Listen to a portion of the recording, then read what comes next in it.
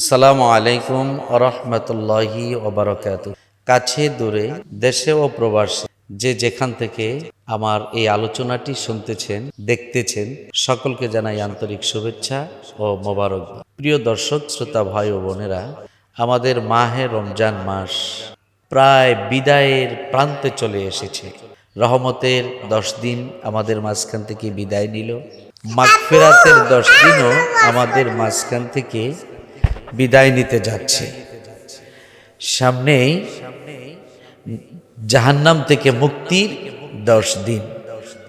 তো এই জাহান্নাম থেকে মুক্তির লক্ষ্যে আমাদের জন্য আল্লাহ তাআলা সুন্দর একটা আমল দিয়েছেন, সেটা হলো ইতিকাফ। হাদিসের মধ্যে এসেছে, ক্বালা রাসূলুল্লাহি সাল্লাল্লাহু আলাইহি ওয়াসাল্লাম মান ইতিকাফা আশারা ফি রমাদান কানা কাহাজ্জাতাইন ওয়া উমরাতাইন। হাদিসের মধ্যে এসেছে, নবীজি মুহাম্মদুর রাসূলুল্লাহ সাল্লাল্লাহু আলাইহি ওয়াসাল্লাম বলেছেন, কোন ব্যক্তি যদি ইতিকাফ করে, এই ইতিকাফের বিনিময়, বিশেষ করে রমজান মাসে ইতিকাফ করে, রমজান মাসে ইতিকাফের বিনিময়ে আল্লাহ তাআলা তার আমলনামায় 2টি কবুলিয়াত হজ এবং 2টি ওমরার সওয়াব দান করবে। সুবহানাল্লাহ।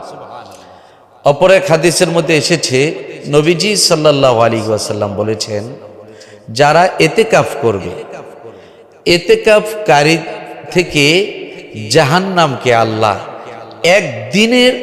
একদিন যদি ইতিকাফ করে, একদিনের বিনিময়ে জাহান্নামকে আল্লাহ 3 খন্দক পর্যন্ত দূর করে দিবে। সুবহানাল্লাহ। এখন 1 খন্দক সমান 500 বছরের রাস্তা। তাহলে রমজান মাসের শেষের 10 দিন যদি আপনি রোজার ইতিকাফ করেন, তাহলে এই ইতিকাফ দ্বারা জাহান্নাম দেখা যাচ্ছে 30 খন্দক দূরে আপনার থেকে চলে যাবে। সুতরাং এই ইতিকাফ যারা করতে পারেন, ইতিকাফ করার মতো যাদের অবস্থা আছে, সিচুয়েশন আছে, অবস্থা আছে, আপনারা এই ইতিকাফ থেকে বঞ্চিত হবেন না। ইতিকাফ অবশ্যই করবেন ইনশাআল্লাহ। এখন ইতিকাফ করার জন্য যে শর্ত, প্রথম কথা হচ্ছে মুসলমান হতে হবে, বালেগ হতে হবে, অর্থাৎ প্রাপ্ত বয়স্ক ব্যক্তি হতে হবে। এক্ষেত্রে বালেগের ক্ষেত্রে এতটুকু হয়তোবা করা যায়, সেটা হলো যে কোনো একটা ছেলে বালেগ হয়নি কিন্তু ভালো মন্দ সবকিছু সুন্দরভাবে বুঝে, ইসলামের বিধিবিধান সম্পর্কে তার জ্ঞান আছে, তাহলে সে ব্যক্তিও ইতিকাফ করতে পারে।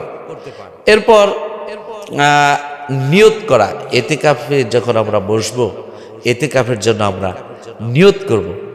নিয়ত করা কিন্তু এটা একটা জরুরি একটি বিষয়। তারপর আপনার পবিত্র হয়ে ইতিকাফে বসা, অপবিত্র অবস্থায়, যেমন গোসল ফরজ হয়েছে, সেক্ষেত্রে ইতিকাফ করা যাবে না। অথবা মা বোনদের যে প্রাকৃতিক যে সমস্যাটা, ওই সমস্যার অবস্থায় অর্থাৎ হায়েজ অবস্থায় ইতিকাফ করা যাবে না। আর ইতিকাফ করার জন্য অন্যতম একটি শর্ত হচ্ছে মসজিদে ইতিকাফ করা। যেমন হাদিসের মধ্যে এসেছে, ক্বালা রাসূলুল্লাহি সাল্লাল্লাহু আলাইহি ওয়াসাল্লাম ওয়ালা ইতিকাফা ইল্লা মাসাজিদিন জামাআহ। তোমরা জামে মসজিদ ব্যতীত ইতিকাফ করিও না। তাহলে এক্ষেত্রে বোঝা যাচ্ছে যে জামে মসজিদে ইতিকাফ করতে হবে। আরেকটা বিষয়, খুবই গুরুত্বপূর্ণ একটি বিষয়, খুবই গুরুত্বপূর্ণ একটি বিষয়। বিষয়টি হচ্ছে, হয়তোবা মনে করেন ইতিকাফ করতেছি, এমত অবস্থায় রাত্রে ঘুমিয়ে আছি, হঠাৎ করে গোসল ফরজ হয়ে গেল। এক্ষেত্রে আমাদের করণীয় কি? হ্যাঁ, গোসল যদি ফরজ হয়ে যায়, সাথে সাথে তাৎক্ষণিকভাবে আমরা মসজিদেই তায়াম্মুম করে নিব। তায়াম্মুম করে তারপরে মসজিদের বাহিরে গিয়ে, অর্থাৎ যেখানে গোসলের জায়গা, সেখানে গোসল করে নিব। অথবা মসজিদে যদি সেই রকম পরিবেশ না থাকে তাহলে নিজের বাসা যদি কাছে থাকে নিজের বাসায় একটু ফোন করে জানিয়ে রাখলাম যে আমি আসতেছি, তো তারা গোসলের জন্য একটু সিস্টেম করে রাখলো, সেখানে গিয়া গোসল করে বাড়িতে ফিরব।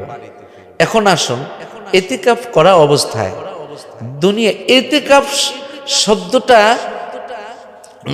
অর্থ হচ্ছে অবস্থান করা। এখন আল্লাহর মানে দুনিয়ার সকল কিছু থেকে আলাদা থেকে আল্লাহর সাথে সম্পর্ক গড়ার লক্ষ্যেই আল্লাহর ঘরে অবস্থান করা। সুতরাং এতেকাফ করা অবস্থায় আমরা দুনিয়াবি কোনো কথা আলোচনা করব না, দুনিয়াবি কোনো বিষয় নিয়ে আলোচনা করব না। এতেকাফ করা অবস্থায় কোরআন তেলাওয়াত করব, তারপর তাসবিহ তাহলিল আদায় করব, নফল নামাজ পড়ব, তাহাজ্জুদের নামাজ পড়ব, জিকির আজগার করব।